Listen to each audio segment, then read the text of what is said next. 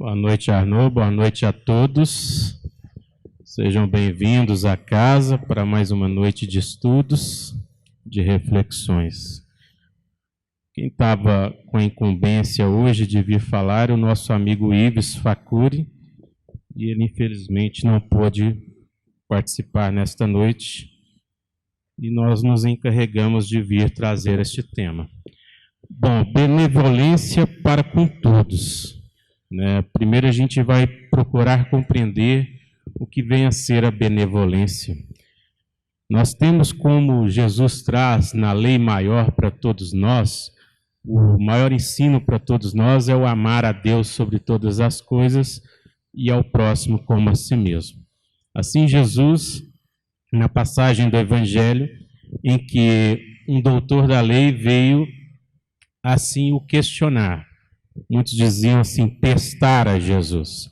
E ele vai lá e faz essa pergunta: como é a lei nesse sentido? E aí Jesus traz essa reflexão. Mas ele, se mostrando ainda meio querendo avançar no assunto, diz a Jesus que ele não sabia nem quem era o seu próximo. E eu diria que nós, há mais de 2000 anos, ainda não sabemos diretamente o que é fazer esse propósito que Jesus nos traz de saber quem é o nosso próximo, ou o que fazer em relação ao nosso próximo. E aí nós temos o Livro dos Espíritos, que é o livro-chave para todos nós, que é onde iniciou todo o propósito da doutrina espírita. Kardec, ali formulando suas reflexões, indagando a espiritualidade, vai trazer para nós na pergunta 632, quando ele faz a reflexão assim: estando sujeito ao erro, não pode o homem, ou seja, nós, enganar-nos na apreciação do bem e do mal e crer que pratica o bem quando em realidade pratica o mal? Percebem a profundidade desta pergunta? Estando nós sujeitos a nos enganar na apreciação do bem e do mal, podemos praticar o mal ou o bem nessa situação, e ele coloca praticar o bem quando na realidade pratica o mal. Como assim? A resposta que a espiritualidade, que os benfeitores nos trazem é: Jesus disse: vede o que quereríeis que vos fizessem ou não vos fizessem. Tudo se resume nisso: não vos enganeis. Então a gente começa a refletir, a pensar: o que gostaria que me fizesse ou não me fizesse, Conforme a passagem que Jesus coloca. O que quereríeis que nos fizesse ou não nos fizesse. Aí a gente passa a olhar esse próximo ou esse outro também da mesma forma como gostaria que olhasse para nós. Embora, como a própria Joana de Ângeles vai trazer para nós, e Kardec também, através do Espírito Lázaro, no capítulo 11, versículo 8 do Evangelho, vai dizer que ao longo do tempo, nas nossas experiências, nós vamos passar do estágio do instinto, como os animais têm o instinto, até chegar no sentimento mais profundo, que é o amor. Até realmente desenvolver em nós o amor, essa capacidade de olhar o outro, de perceber o outro, de sentir o outro, de olhar para o outro com afeto, com bondade, com carinho, com a benevolência, que é o que nós vamos tratar aqui hoje. Ele vem justamente nos convidar a esta reflexão. E aí Joana de Ângeles vai dizer que nós, nesse processo nosso de crescimento para a vida, ou seja, no despertamento nosso enquanto ser espiritual que somos, nós vivenciamos várias situações. E esse vivenciar várias situações é o que nós vamos ter que aprender a refletir quando a pergunta nos fala sobre apreciar o mal, achar que está fazendo um bem. estar fazendo algo mal achando que está fazendo um bem. Só que vem Francisco de Assis trazer para nós a grande reflexão que é dando que se recebe. E aí nós vamos começar a entender o propósito da vida em que o que nós estamos dando. Porque o que nós damos, nós vamos receber em troca e às vezes numa proporção até maior do que a gente pensa.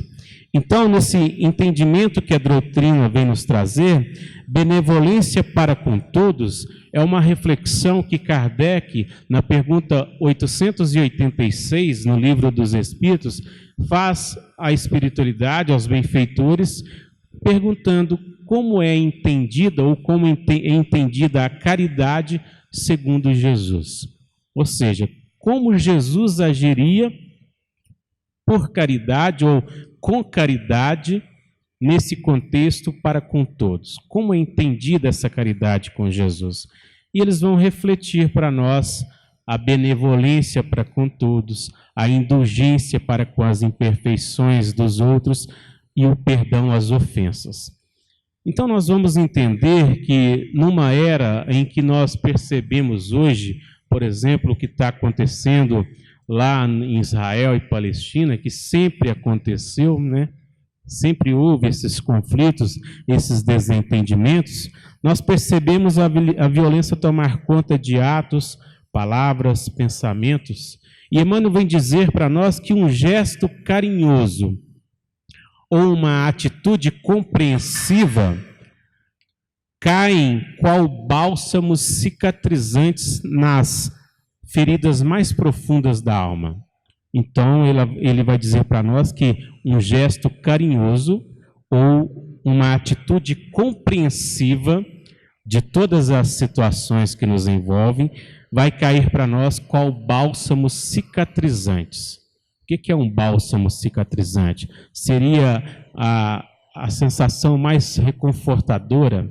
Seria a situação mais tranquila para todos nós, nesse sentido que Emmanuel traz, nas feridas mais profundas da alma. E quais são as nossas feridas mais profundas enquanto seres imortais? Todos nós trazemos uma situação, um desgosto, uma mágoa, algo que ficou incontido em nós e que nós precisamos fazer uma reflexão íntima e profunda, talvez ir lá na situação que Jesus nos convida ao reconciliar com o adversário enquanto estamos a caminho com ele. Quem é esse adversário? Não é a pessoa fora, não é a situação externa, é o que a gente traz internamente. Porque enquanto nós não fizermos o movimento que Jesus nos convida, nós vamos estar sempre em conflito com ele. Enquanto não fizermos o movimento de aceitar a manifestação desse nosso orgulho ferido ou da nossa ignorância a ser tratada, nós ainda vamos continuar com essas feridas, com cicatrizes, precisando ser curadas. Então, o que vem a ser benevolência? Né? Benevolência, conforme o dicionário traz, significa demonstrar bondade, significa boa vontade em relação aos outros, revelando empatia, ser empático para com o outro nas suas imperfeições, que é o que Jesus coloca, benevolência para com todos. Ser benevolente, ser doce, ser benigno, né? Então a benevolência é uma questão de benignidade em relação a pessoas ou seres. Porque também seres. Benignidade é a qualidade de quem é dotado de características boas, de quem já traz dentro de si virtudes já desenvolvidas, que é o que Jesus nos convida a trabalhar em nós. Já traz a generosidade, já traz a bondade, ou seja, já é benevolente, né? Kardec, justamente nesta questão 886, quando faz essa reflexão, os benfeitores dizem que a caridade ela é resultante da prática dessas três virtudes, ou seja, benevolência, indulgência e perdão. Ser benevolente, bondoso para com o outro dar a outra face da qual Jesus nos convida, mesmo ainda com as cicatrizes pulsando em nós, mesmo ainda com essa dor batendo firme dentro de nós. Então, benevolência para com todos é o ato de boa vontade de fazer o bem para todos, de ter boa vontade para com todos, incluindo para conosco. Porque se é fazer ao outro o que se quer a si mesmo, conforme Jesus traz, é ter boa vontade para com o outro e para conosco mesmo, né? Dentro de nós há essa ilusão de acreditar que as coisas estão fora. Nós acreditamos que o problema não é interno, é externo. Que o outro é que nos incomoda e não nós trazemos imperfeições ou situações, conforme Kardec nos convida a refletir na página, no capítulo 17 do livro do Evangelho, sobre o esforço de se colocar em prática e trabalhar as potencialidades nossas, revendo as imperfeições que nós ainda trazemos. Conforme São Francisco vai dizer, cada um dá o que tem. Ninguém vai dar amor se não ama a si mesmo, se não possui esse sentimento, essa vibração inserida dentro de si mesmo. Então, a indulgência é a virtude que nos leva a ver o outro com misericórdia. E o que é ser misericordioso? É ter capacidade de sentir aquilo que a outra pessoa sente. É se colocar no lugar do outro. É sentir, pelo menos, tentar sentir o que ele sente, o que passa por ele. Porque é muito prático a gente, às vezes, taxar o outro, colocar situações para o outro de desequilíbrio, seja até mental, mas vai tentar vivenciar o que às vezes ele está vivenciando. Vai passar pela dor que às vezes ele está passando. A perda de um familiar, de um ente querido, de alguém próximo. Então a gente tem muito disso de não acolher, de não olhar para o outro, né? Então indulgente é tolerar as suas limitações, sem lhes exigir perfeição, porque nós também não somos. Na pergunta 115, Kardec questiona aos espíritos se de nós alguém teria sido criado bons e outros maus. Porque ele fala de nós, porque ele refere aos espíritos. E nós somos esses espíritos da criação de Deus. Que Deus não criou o mal. Ele criou todos propensos ao bem. O mal foi escolhas equivocadas de outros momentos da nossa ignorância, de estar ainda buscando caminhos equivocados, de ainda buscar situações, conforme Paulo vai trazer para nós, que não convém, que não é lícita, mas que ainda estávamos vivenciando essas atitudes. Já conforme os Espíritos trazem, o perdão das ofensas é a culminância da benevolência com a indulgência, ou seja, é uma consequência natural dessas virtudes. Você logo vai sendo benevolente, já passa a ser indulgente e já começa a saber perdoar tanto as suas quanto as imperfeições dos outros.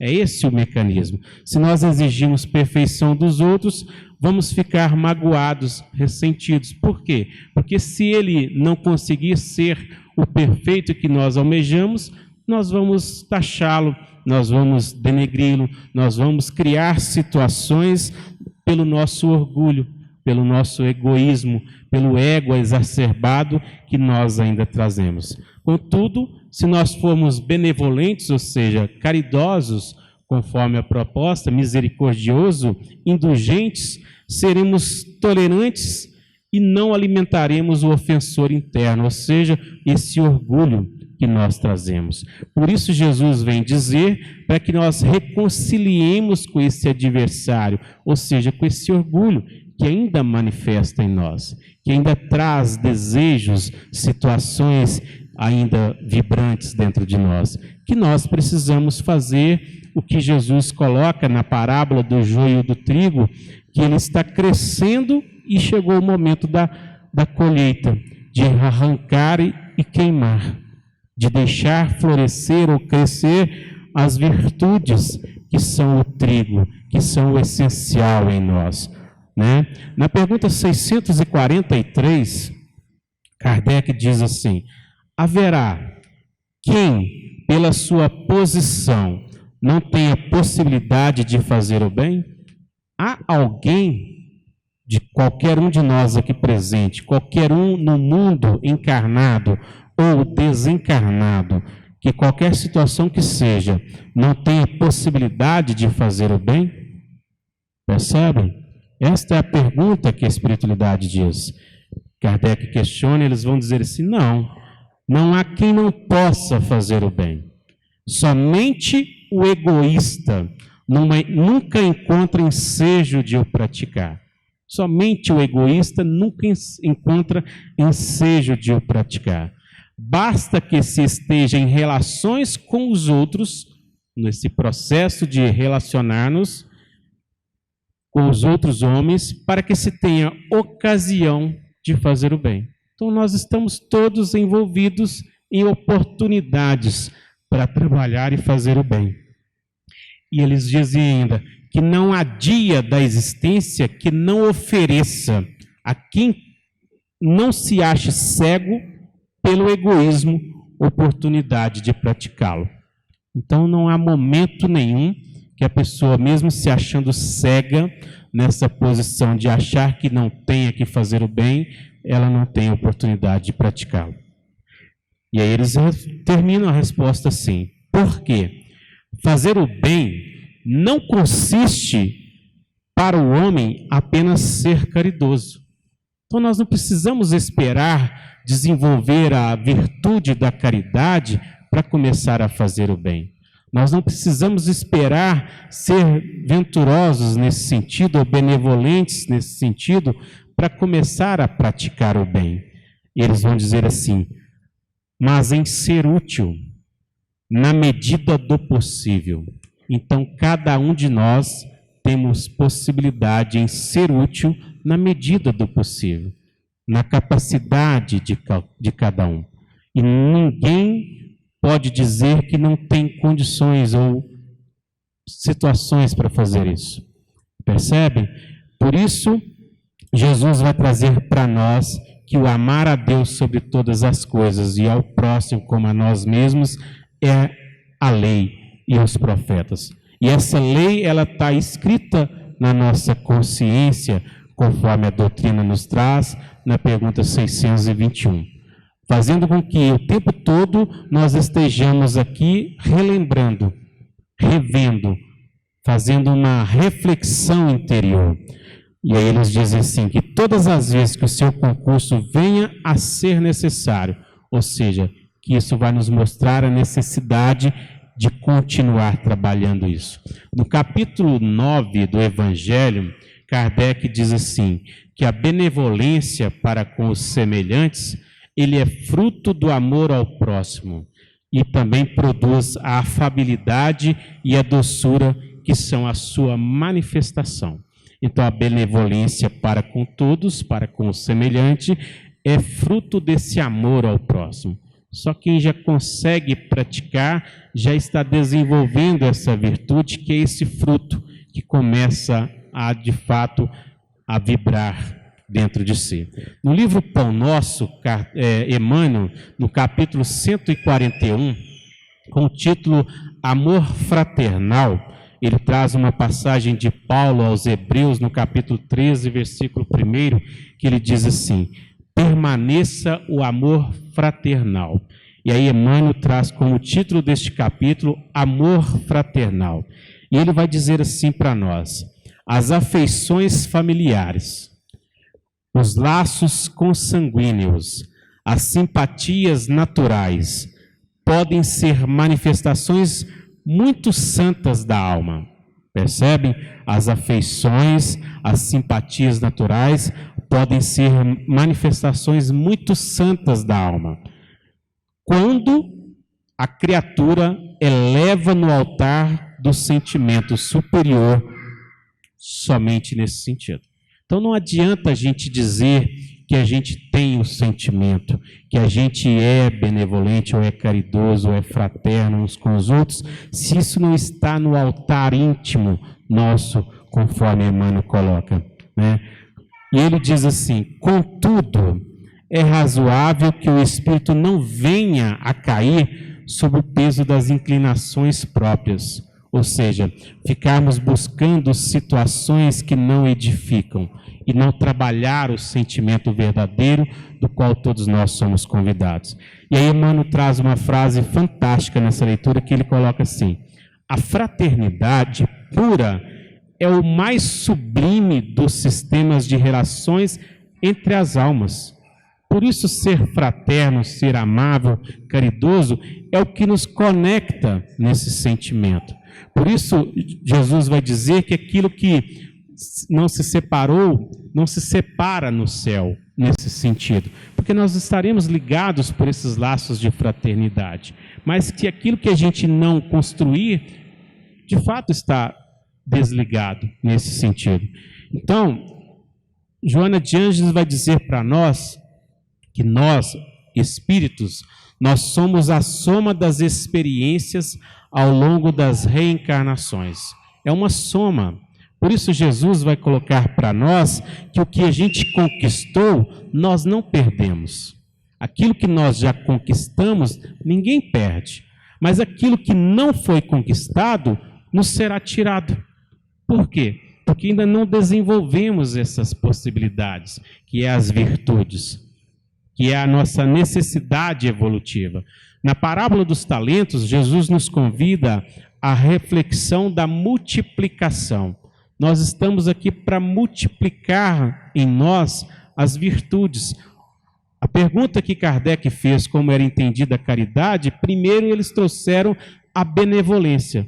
Não há como desenvolver indulgência se não desenvolvermos benevolência. Não há como nós desenvolvermos o perdão às ofensas se nós não somos benevolentes, se nós não trazemos a indulgência. Nós vamos ver os problemas e o outro sempre com entraves, com dificuldades. Por quê? Porque nós não temos esse sentimento em nós mesmos. Só vamos dar o que temos.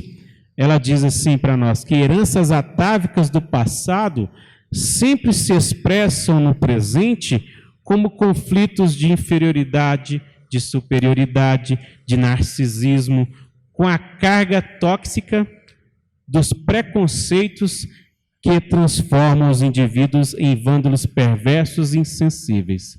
Então, se nós não tivermos esse olhar, ainda iremos trazer conosco a manifestação de situações que nós vivenciamos anteriormente, daquilo que nós não conseguimos ainda, conforme a proposta do Cristo, na parábola do joio e do trigo, de tirar e queimar, de perceber, conforme Kardec traz no livro do Evangelho, no capítulo 17, as más imperfeições, más tendências que nós ainda trazemos.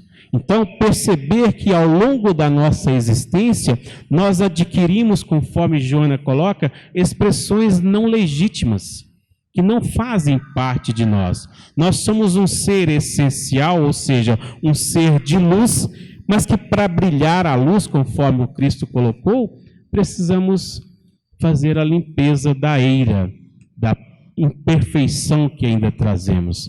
Por isso, ele diz que é necessário que cresça até o momento da ceifa, ou seja, o momento de nós despertar para essa busca evolutiva. Esse é o momento. A quem muito é dado, muito é cobrado. Nós já estamos com o Evangelho há mais de 2000 anos. Já sabemos o que precisamos praticar. E aí também no livro Palavras de Vida Eterna, capítulo 14, Emmanuel traz como título benignidade. Benignidade. E ele diz assim, uma passagem de Paulo, também aos Efésios, no capítulo 4, versículo 32. Sede uns para os outros benignos, compassivos, perdoando-vos uns aos outros, como também Deus em Cristo vos perdoou.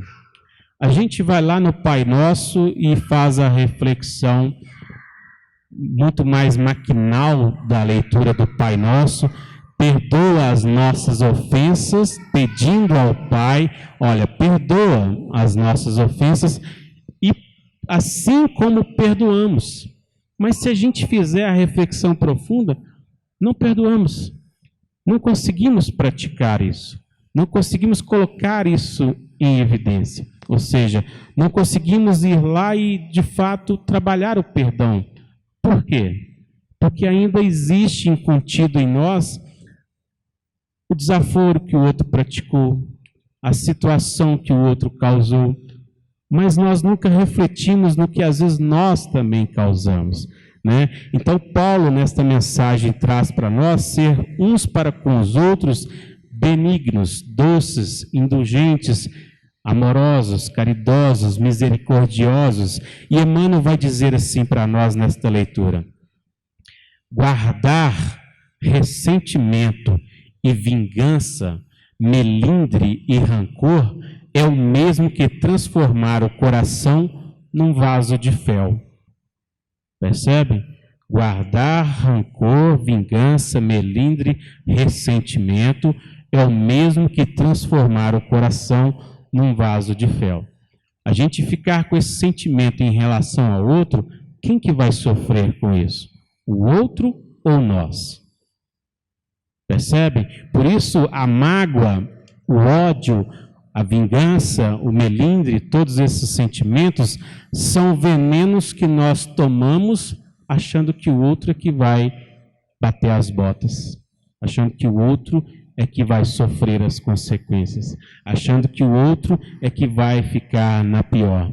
Ou, às vezes, a gente trazer situações levando isso em pensamento ao outro, achando que o outro é que vai absorver. Obviamente pode, se ele entrar na sua sintonia, mas se não, ele vai viver a vida dele e nós estaremos de cá vivenciando essa tormenta.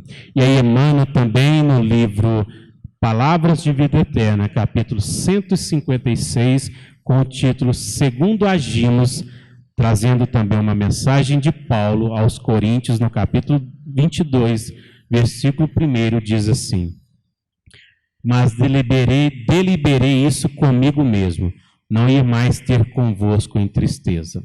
Porque se eu ainda estiver indo ter com o outro, com essa tristeza, com esse sentimento de vingança, de ressentimento, de melindre, de ódio, de raiva, quem está adoecido sou eu. Quem está adoecido somos nós. Enquanto nós não trabalharmos esse sentimento, nós estaremos ainda levando ao outro, achando que está passando para ele. E aí Emmanuel diz assim: sentimentos, ideias, palavras e atitudes são agentes magnéticos de indução para o melhor ou pior, conforme o rumo que se lhes traça. Então, o que nós mandamos para o outro, nós recebemos.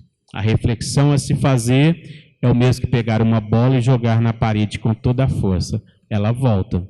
E ela volta com a mesma potência, com a mesma força.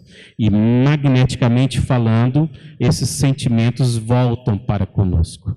Nós achamos que estamos jogando ele fora. Ele está cada vez mais encharcado dentro de nós. Por isso, dentro da visão espírita, Kardec, no livro A Gênese, vai falar sobre a questão do perispírito, que é o nosso molde do corpo físico, que é nele que está toda as nossas sensações do corpo físico, está ali registrado. E aí, às vezes, uma doença física, por exemplo, um câncer, manifesta no corpo devido às questões energéticas que nós trazemos, de sentimentos de amargurações e outras questões internas, sejam, conforme Kardec traz, de questões que nos afligem nesta ou de situações anteriores. Percebe?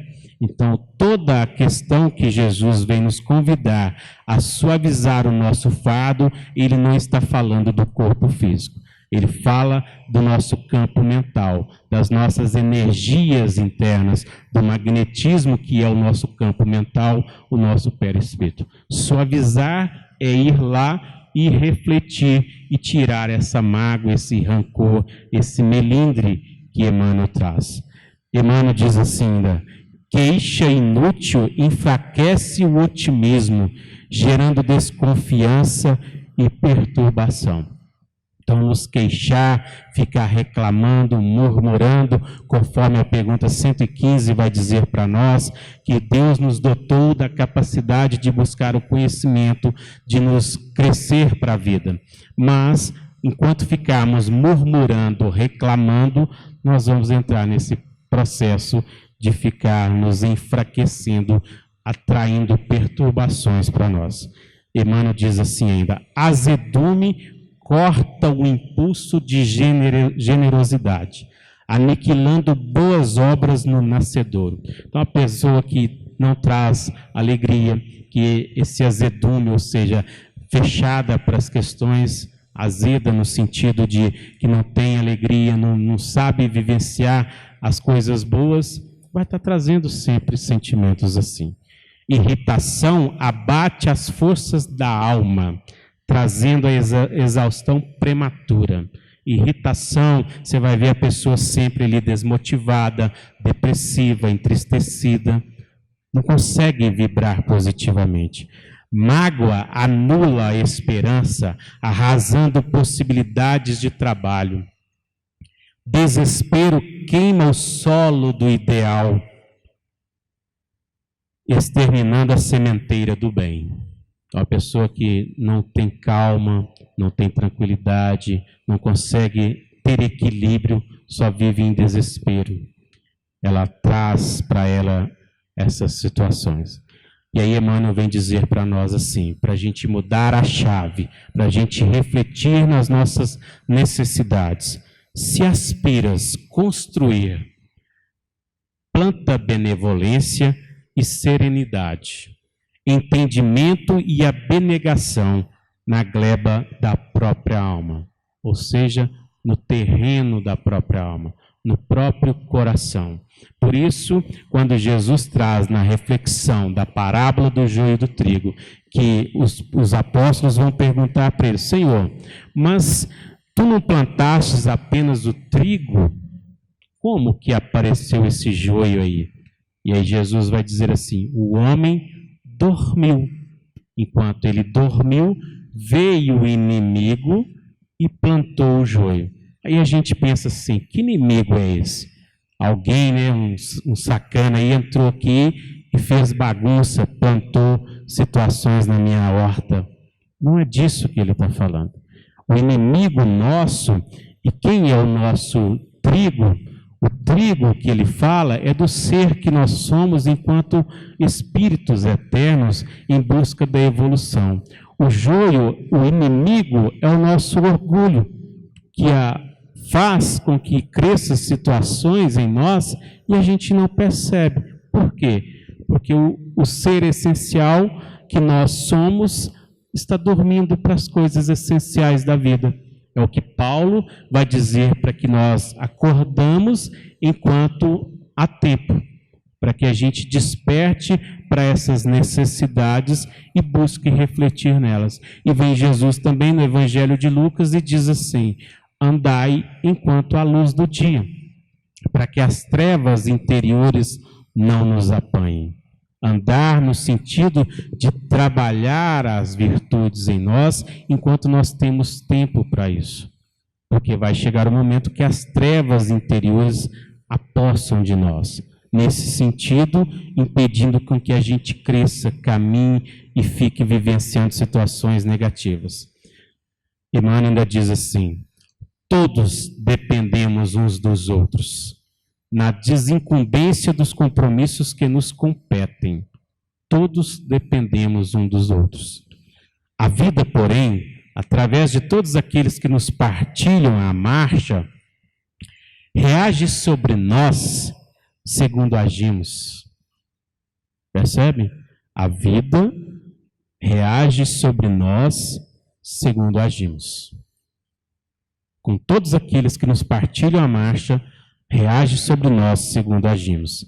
Em vista disso, Emmanuel termina dizendo: para a execução da tarefa que nos cabe, ou seja, para o compromisso que todos nós estamos aqui para trabalhar, porque todos nós temos uma missão, e essa nossa missão é o despertar para as nossas virtudes, despertar elas e caminhar nessa direção para com Deus?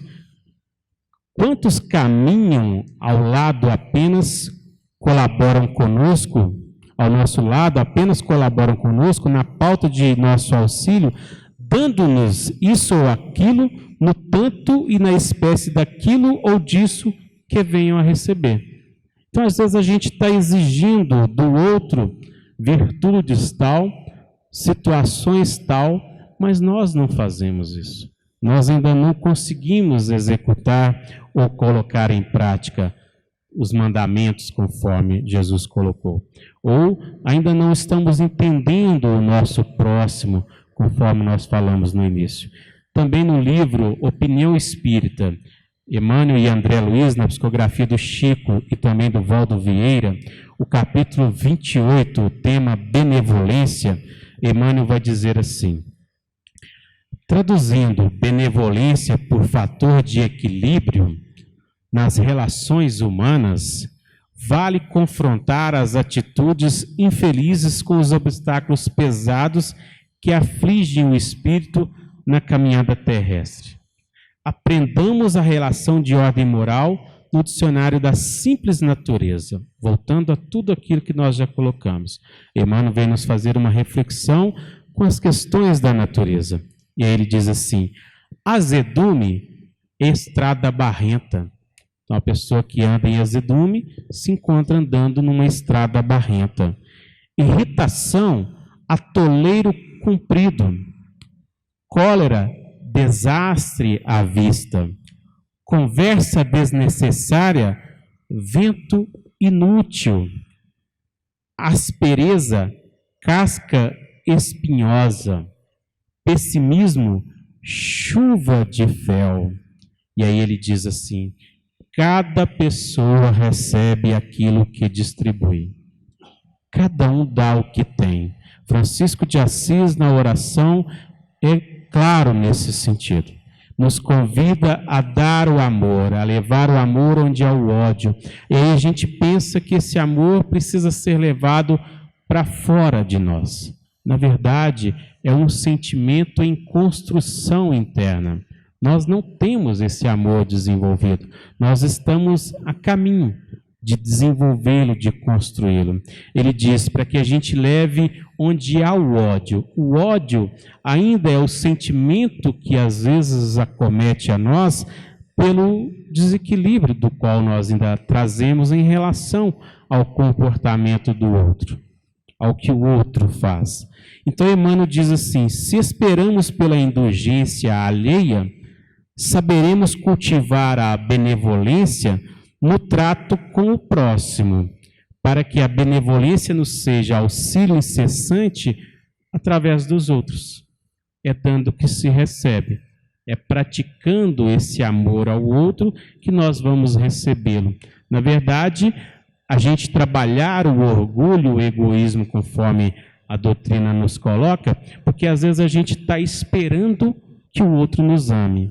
A gente está esperando que o outro nos retribua. Isso não é amor verdadeiro, conforme Jesus coloca. Isso é nós estar esperando compensação, esperar que o outro dê em troco. Às vezes a gente vai desenvolver amor por uma pessoa e não vai ser retribuído. Mas entender, conforme Francisco de Assis coloca, que é dando que se recebe, esse amor ele não fica jogado a esmo. Ele está circulando, vamos dizer assim. Ele vai chegar a quem necessita e nós vamos receber também em troca. A grande questão é que a gente coloca imposições para que o outro retribua. Então eu vou ser para com o outro se o outro é para comigo. E não é isso que Jesus nos convida. Ele nos convida a ser benevolente ou indulgente ou amoroso, caridoso, independente de quem quer que seja. Até mesmo pensando, e eu vi uma reflexão do próprio Divaldo, colocando para nós sobre a questão hoje de Israel e Palestina, e muitos falam, eu não gosto dos judeus ou eu não gosto dos palestinos. São todos irmãos, conforme ele colocou, cada qual com suas dificuldades. E o que nós podemos fazer é pelo menos não desejar o mal para eles. É pensar neles, orando, levando um positivismo da nossa parte, tentando auxiliar de qualquer forma, né? E aí Paulo, numa das epístolas aos Romanos, no capítulo 7, versículo 19 a 25, vai dizer assim para nós: porque não faço o bem que prefiro, mas o mal que não quero, esse faço. Ora, se eu faço o que não quero, já não sou eu quem o faz, e sim o pecado que habita em mim. Que pecado é esse que habita em nós, que quando nós não fazemos o bem que preferimos, ainda fazemos o mal que não queremos?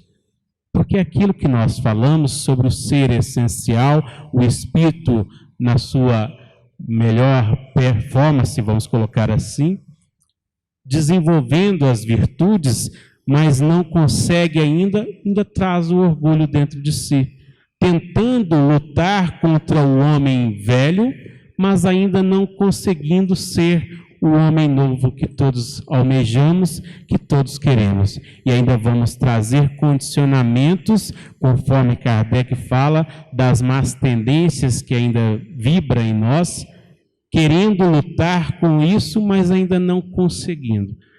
Quero muito vencer isso, mas ainda não consigo. Aí Kardec também vai lá no Livro dos Espíritos e faz a reflexão. Como fazer isso, né? Qual é o meio mais prático?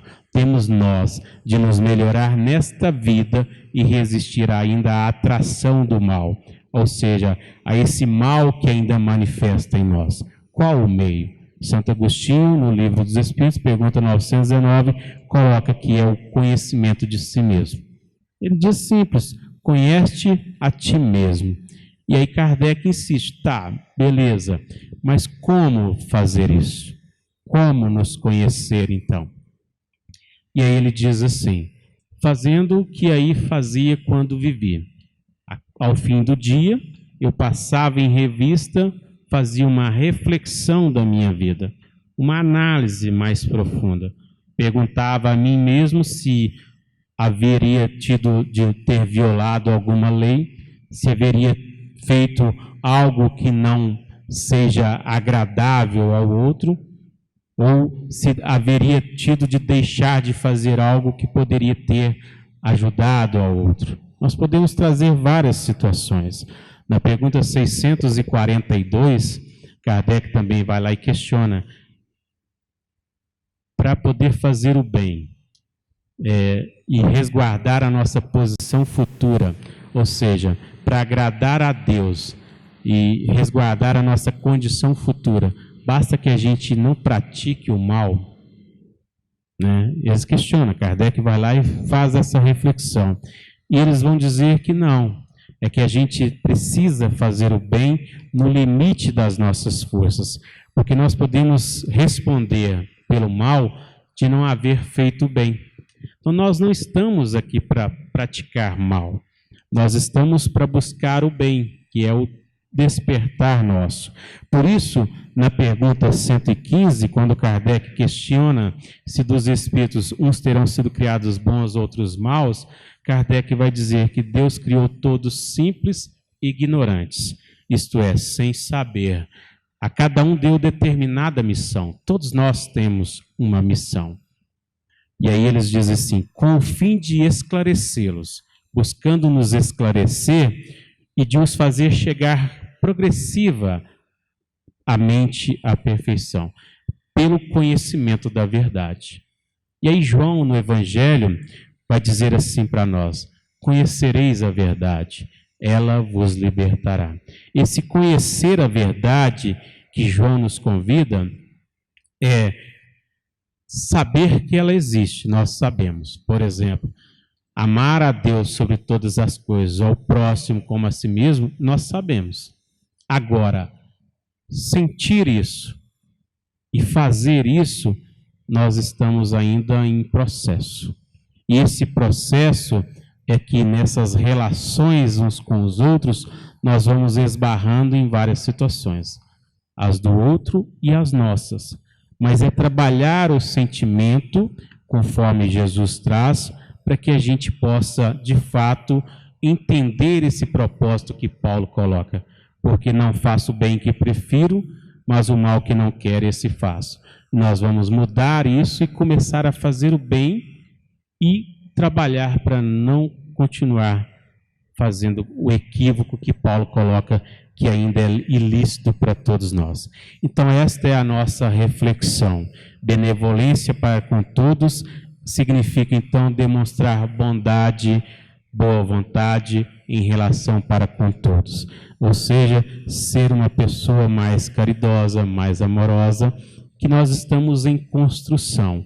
Não é desesperar, conforme Jesus coloca, ficar preocupado com o dia de amanhã. É trabalhar o agora.